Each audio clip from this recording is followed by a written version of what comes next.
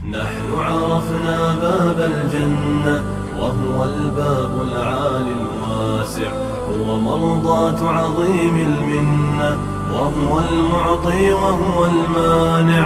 نحن عرفنا باب الجنة وهو الباب العالي الواسع، هو مرضاة عظيم المنة. بسم الله الرحمن الرحيم. الحمد لله رب العالمين، والصلاة والسلام على رسوله الأمين وعلى آله وصحبه أجمعين. ما بعد، ربين كان سبحانه وتعالى أمته هندكيست إرقمتوت إرقيجر إرقمتوت إرقمان كنين كيسا نبي كينا صلى الله عليه وسلم. إسان نبي كينا صلى الله عليه وسلم كالالة برا أربا كيس، برا أربا جرميك بيك من كيسا، برا أغرتني أبرهان كهبشا أغرتي تأي إني سن كأبادي جدي ويت أغرتني وفيسان برسان كيس أغرتني كربين إسا بلسان برسان كيس أغرتني دلة النبي كينا صلى الله عليه وسلم. أمس قيان إسان اتدالة قيا أغرتني ويتأتاتي قيا ويتأتا أول رقان إسا نبي كينا صلى الله عليه وسلم صوم قيا ويتأتا صوموا الرقافة تماني كوني أمو أغرتني ويتديبين إسان ديبسان guyyaan wiixanni kun jechuun isaaniiti guyyaa an keessatti dhaladheedhan guyyaa qibxata. Ammas agartanii guyyaa rabbiin keenya subhaanahu wa ta'aalaa itti na erge yookaan ammoo rabbiin keenya subhaanahu wa ta'aalaa qur'aana itti buuseedhan sallallahu alaihi wasallam hadiitha abii qataadaa keessatti agartanii ka muslim nu gabaasan keessatti. Amma rakkoon jiru ka itti aanu nabiin keenya sallallahu alaihi wasallam ji'a kam keessa dhalatan? ji'a itti dhalatan kan ammoo guyyaa hagamiffaa keessatti dhalatan jechuu irratti wal dhabbiin jira ulamaa'ii hedduu. Ka agartanii rabi'al awwal irra caalaan guddinni agartanii ka jiru rabi'al awwal keessa jechuudha. Guyyaa lammaffaa ka jedhametu jira, guyyaa saddeettaffaa, guyyaa kurnaffaa, guyyaa kudha lamaffaa, ammas ka biraas ni jira jechuudha. Garuu irra caalaan ulamaa'ii jumhuurri ulamaa'ii ka jedhan guyyaa kudha lamaffaa akka ta'e. Kanaafuu agartanii nabiin keenya sallallahu alaihi wasallam guyyaan isaan itti dhalatan ji'a kana keessa guyyaa hagamiffaa akka ta'e dhibbarraa dhibbatti agartanii ulamaa irratti waliin galle jechuudha. Kanaafuu akkuma beekamu bakka baay'eetti biyya baay'ee keessatti musliimoonni agartanii mawlida ayyaanfatan. Ayyaanfachuun agartee waa'ee diinii walitti hidhaa qabu.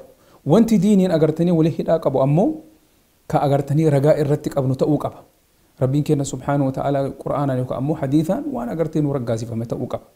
Kanaafuu mee yoo ka laallu taate dalagaa agartanii gabbartii kana yookaan ammoo dalagaa mawlidaa kana dalagaa gaarii moo dalagaa gaarii miti? Dalagaa gaarii miti yoo jenne dhumate dubbiinu dhiisu.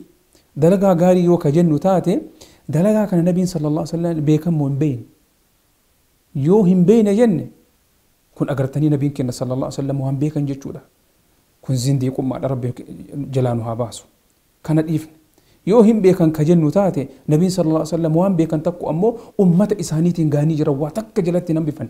Rabbiin keenya subhaanahu wa ta'aalaa agartanii ragaa isaanii bahee jira. Kanaafuu rabbiin keenya subhaanahu wa ta'aalaa isaan eega agartanii ragaa isaanii bahee isaan waan mara yoo agartanii ka agartanii ummata hangayan taate isaan ammoo dhoysanii akka hin dhoysine ammoo agartee irratti ka walii gallu taate yoo isaan ka agartee waan kana beekanii jiran yoo isaan hin beekne taate kun hin beeknu ka jennu taate kun zindiiqummaa rabbi jalaa nu haa baasu irraa fagaanne. Yoo ka hin lakki agartanii isaan ammoo hin beekan ka jennu taate ummata isaaniitii dabarsan moo hin dabarsine. Yoo hin dabarsine jenne kunillee ammallee isaan agartanii waan isaan hin qabneen isaan darbachuu ta'a. Yoo agartanii isaan ammoo nu as dabarsanii jiran nu himan ka jennu taatu meetu ragaan jennee gaafanna. Ragaan meetu? Ragaa as kennaa jennaan. Kanaafuu agartanii mawlida ayyaanfachuun ka jalqabame sahaabaa nabiin sallallahu alaihi wasallam ofii isaaniitiin ayyaanfanne. Sahaabaan agartanii khulafaa irraashidoonni hin ayyaanfanne. Ammas sahaabaan hundiin hin ayyaanfanne. Taabi'iyyoon hin ayyaanfanne. Kun ayyaanni kun ka jalqabe yoominni agartee jaarraa afuraffaa keessatti jechuudha.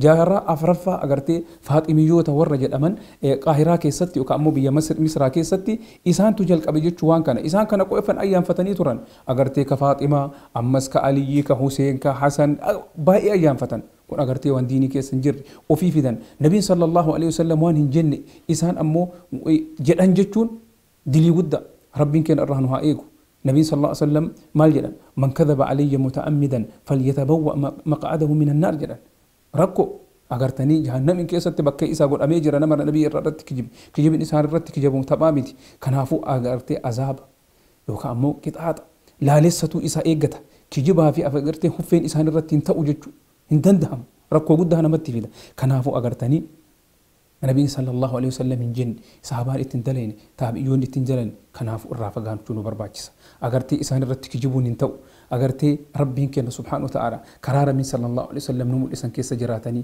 إستي دلغني إسرتي دبرني ور أغرتي نبي في صحابة ولين وياكي أما أغرتني ربي إسان كاسو ربي نوها تاسسو ور دينا إساني أغرتني كراس الراوان دوك ديما ربي نوها تاسسو هذا والله أعلم وصل اللهم وسلم على نبينا محمد وعلى آله وصحبه أجمعين والسلام عليكم ورحمة الله وعرفنا باب الجنة وهو الباب العالي الواسع هو مرضاة عظيم المنة وهو المعطي وهو المانع نحن عرفنا باب الجنة وهو الباب العالي